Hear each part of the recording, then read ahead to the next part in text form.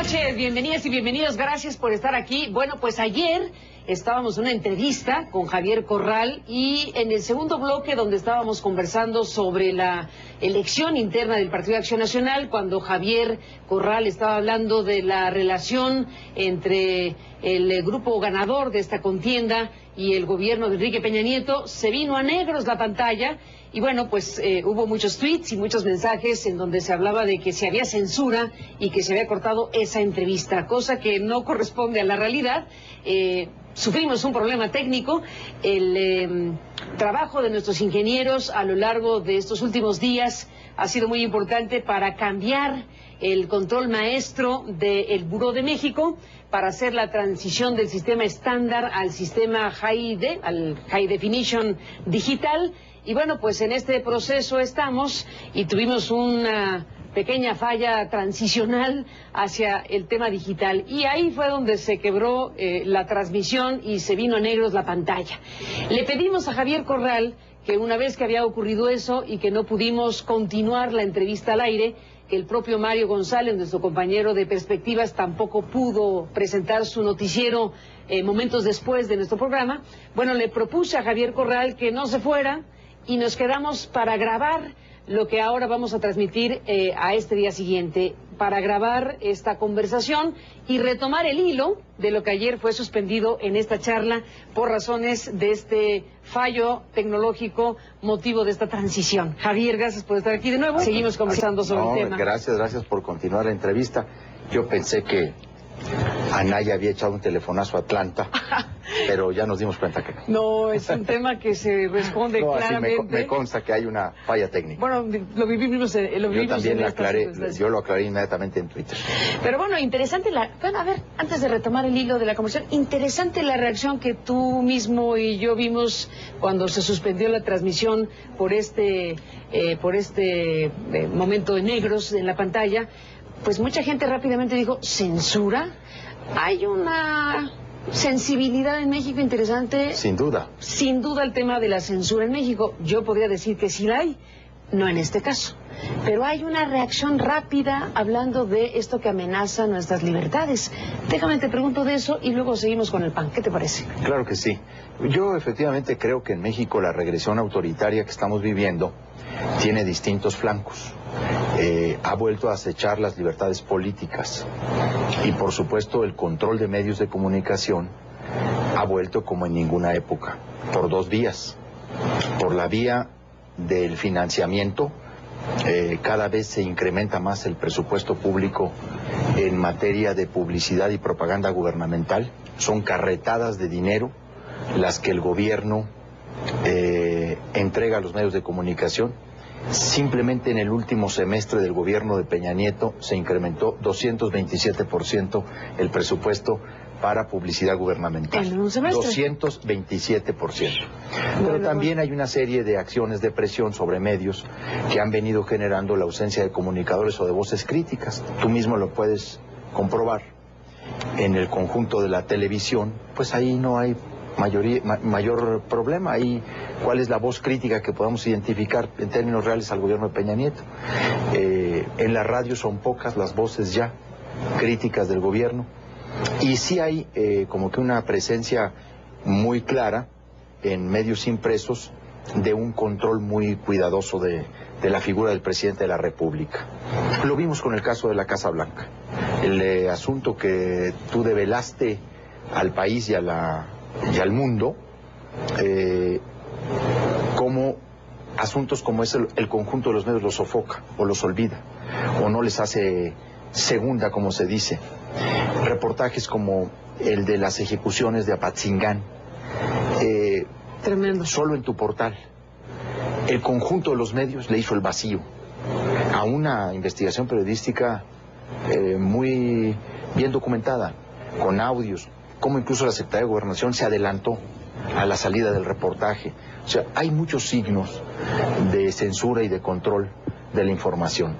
Y lo más grave de esta regresión autoritaria, para volver a hilvanar lo que yo creo que es la principal crisis del sistema de partidos, es esta ausencia de oposición frente a esta regresión autoritaria. No hay contrapeso, no hay equilibrio La oposición está absolutamente domesticada. Estamos viviendo un oficialismo, una partidocracia de Estado, en donde los principales cárteles políticos que secuestraron a los partidos de oposición están en plena colusión con el gobierno de Peña Nieto, que es donde entraron los negros por la falla técnica ayer.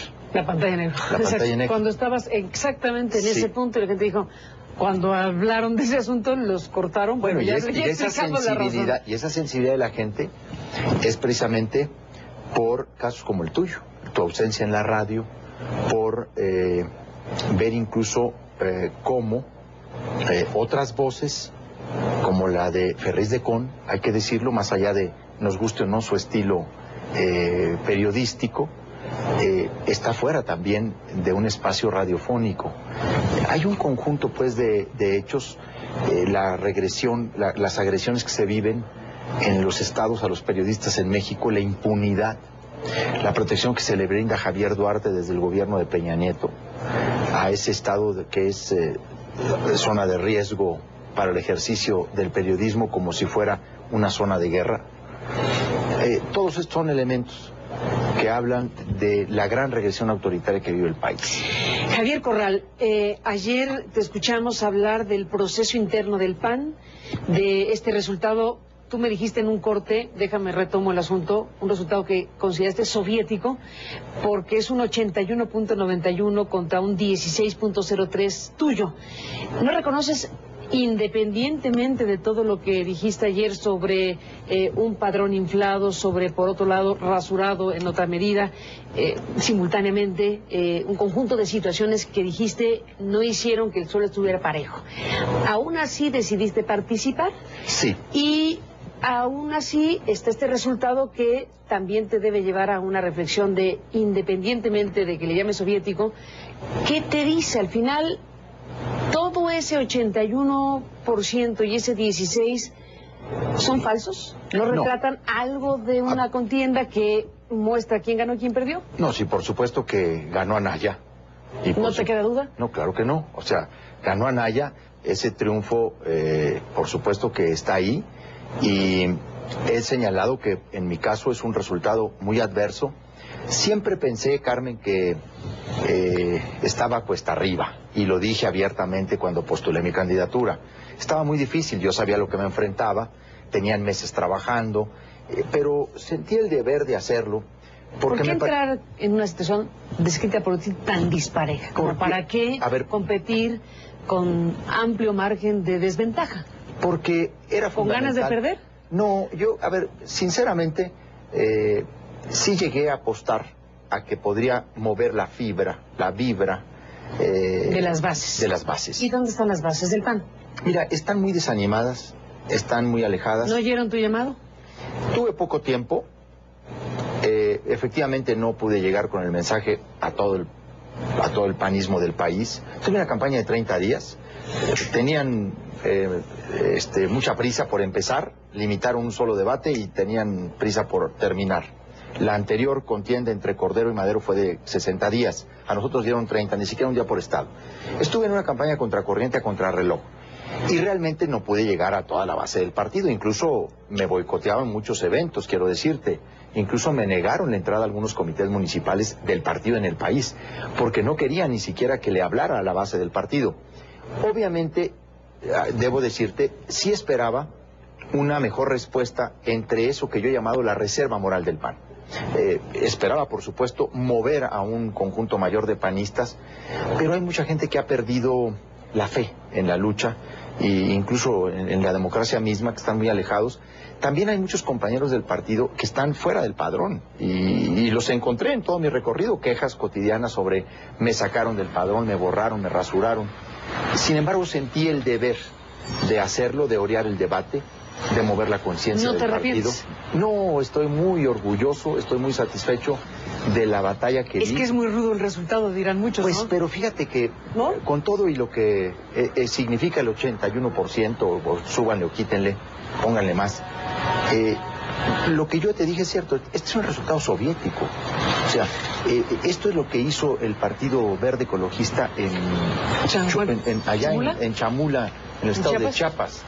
O sea, este resultado te habla de la dimensión, del tamaño de la crisis que vive el PAN. Es una maquinaria que controla los padrones del partido, que moviliza a mucha gente que ni siquiera sabe que es miembro del Partido de Acción Nacional. O sea, los acarreos en distintos estados fueron vergonzosos. Eso es lo que criticábamos siempre hacia afuera y que ahora lo practicamos adentro. Pero además, como te lo decía ayer, este padrón inflado está reconocido por el propio ganador de la contienda. Él mismo puso como primer punto de su plan de trabajo depurar el padrón después de la elección. Por eso, claro que no voy a levantarle la mano. No digo que no reconozco los números y el resultado. Digo que yo no me presto a ser parte de una fotografía, parte de un acto decorativo. Yo no voy a contribuir a la simulación de creer en alguien que ha utilizado un instrumento totalmente amañado como es el padrón para llegar a la presidencia. Javier, antes de una pausa, entonces, si te entiendo bien, Javier Corral no le levanta la mano de victorioso a Ricardo Anaya, no desconoces los resultados, claro no. Pero no validas la manera en que los obtuvo. Así es, el proceso. Ese es el punto. Claro, o sea, yo lo dije. Y dijiste ayer que no vas a impugnar porque no crees que las instancias, ni en el PAN ni en el tribunal, puedan realmente procesar un tipo de queja como la que se presentaría con esto que estás planteando aquí. Porque el tribunal nos dio muestras de esa misma colusión. El Tribunal Electoral del Poder Judicial de la Federación avaló el padrón del partido, una aberración, una resolución verdaderamente absurda, el padrón inflado. El padrón del PAN, Carmen, en 10 estados, que concentra el 58.8 del padrón del partido, tiene más de 50,000 nombres que coinciden con una doble y triple afiliación de priistas y de perredistas. ¿Y cómo sucede una cosa así? Porque se ha venido a meter, se ha metido gente de todos lados. Te di el dato del padrón de Puebla, cómo creció. En un mes metieron a casi 7,000 miembros del partido. Eso es lo que al final de cuentas está aquí en este triunfo. Javier Corral, hacemos una pausa y regresamos en esta... Bueno, Javier Corral, regresamos en esta conversación al aire, retomando la charla de ayer que se interrumpió, como ya narramos, por esta falla transicional. Oye, fíjate nada más, nosotros hablando de México, y digo falla transicional, hablando de un asunto tecnológico, técnico, pero también podríamos poner el concepto de falla transicional en México después de todo lo que estás diciendo aquí. ¿Qué pasó con la transición democrática mexicana si suceden cosas como las que estás aquí narrando? Pues hay una regresión brutal, no se sentaron las bases de una verdadera transición, porque no se demolió el régimen político, corporativo, clientelar, porque quedó intacto y porque al final de cuentas... Reproducido. Sí, al final de cuentas ese es el sistema que ha podido regresar con toda fuerza en este momento. En ese escenario que describes, que es muy fuerte, Javier Corral, dime una cosa, ¿cómo es que viene la política en México? Sí, Ricardo Anaya Cortés gana la presidencia del Partido Acción Nacional. Si Manlio Fabio Beltrones está a un punto de ser el nuevo presidente del PRI, con todas sus implicaciones y connotaciones, en algo que ha dicho con todas sus letras, es para acabar con lo que de por sí no había acabado, que es la sana distancia entre el presidente de la República y el Partido Revolucionario Institucional. El PRD en su propia encrucijada, con un presidente que renuncia y que tendrá que vivir un proceso, al igual que los otros dos partidos, de renovación de dirigencia nacional. ¿Qué ves con estos actores, Beltrones, Anaya, quien venga del PRD? En la interlocución política y en lo que va a pasar rumbo a las cosas que son importantes en materia política en México. Yo digo que se agudizará el contubernio, la colusión. Vamos a seguir viendo al partido aprobándole ministros a modo a Peña Nieto. Y lo vamos a ver en un mes y medio. Va a seguir... ¿Ministros de la Corte? Ministros de la Corte a Peña Nieto. ¿Cuántos faltan por renovarse? Dos más este año. Vamos a seguir viendo esta colusión de intereses, porque, insisto, tienen compromisos oprobiosos y han ido muy lejos con el gobierno. Y se va a agudizar la regresión política. ¿Oprobioso es fuerte la palabra? Pues porque al final de cuentas, cuando ves el silencio del partido frente a la corrupción política de Peña Nieto, cuando ves esa inactividad opositora, que en un régimen democrático la oposición tiene el deber de contrapesar y de equilibrar, por supuesto que te das cuenta de el intercambio de reformas, no por reformas, el intercambio de reformas por puestos, por ministros, por jueces, por magistrados, por la repartición de los órganos reguladores. Digo, en eso acabó el Pacto por México. Terminaron las grandes reformas repartiéndose pedacitos de cuotas partidistas. ¿En qué terminó el INE?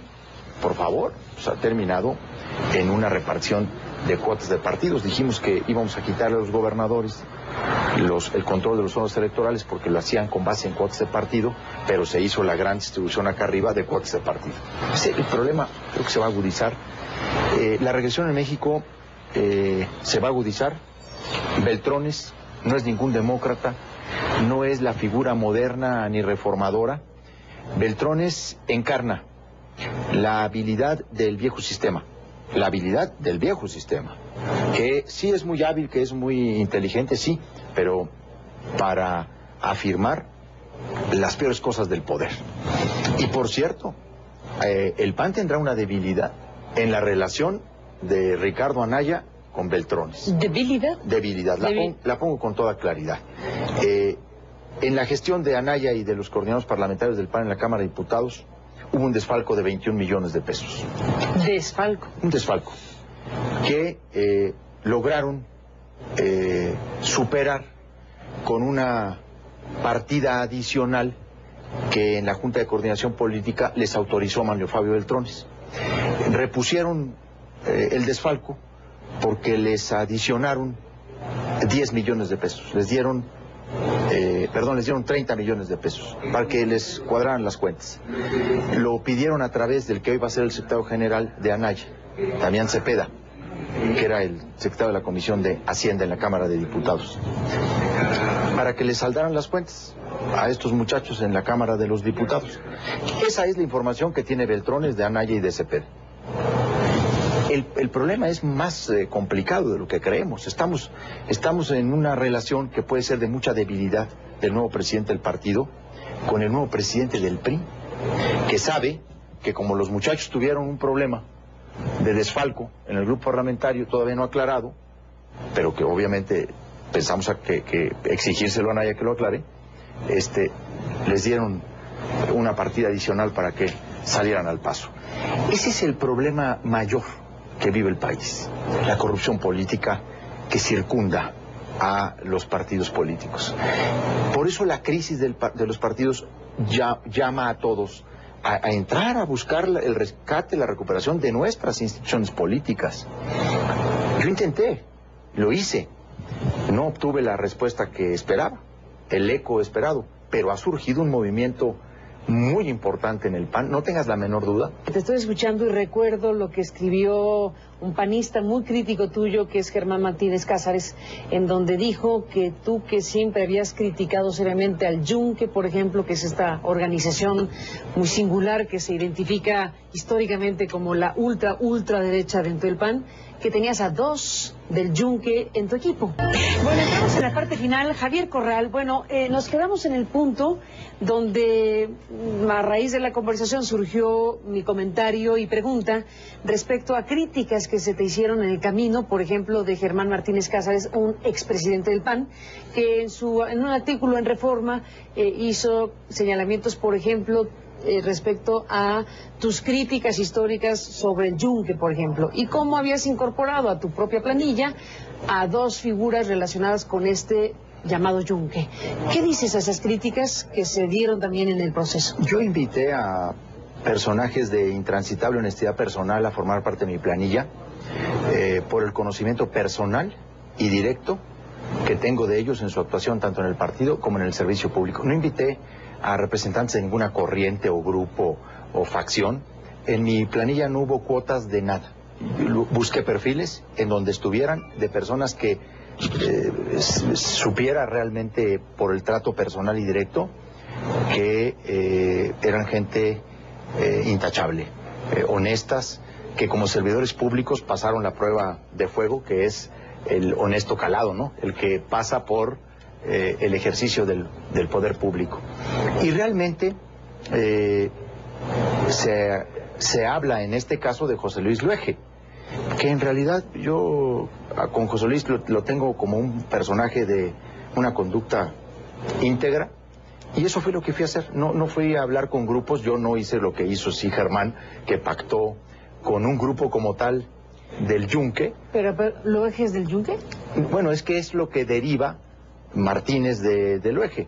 Eso es lo que se dice de él. Yo no tengo conocimiento de que Luege haya sido, o sea, del Yunque. Lo que te digo es que eso es lo que se dice. De los demás, pues claro que no hay mayor señalamiento. Pero al final, ¿qué sigue en términos de un país que está en su propia dinámica, en estas tensiones entre los que apuestan por una vía democrática y quienes están muy interesados en los modos y maneras del viejo régimen mexicano? ¿Qué va a ganar? Tenemos que obligar a Anaya a que firme los compromisos del grupo Más PAN.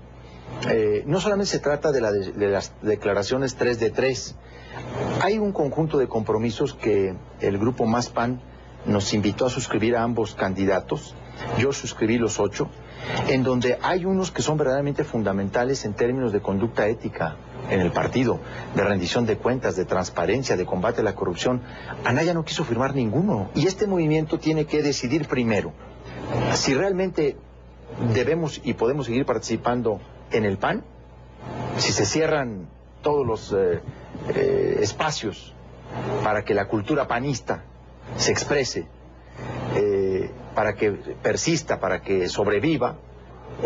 Obviamente tendremos que definir otros causas de participación, pero lo vamos a hacer en una reflexión colectiva porque encontramos un movimiento que puede ser un gran movimiento democrático, no solo para el PAN, sino también para México.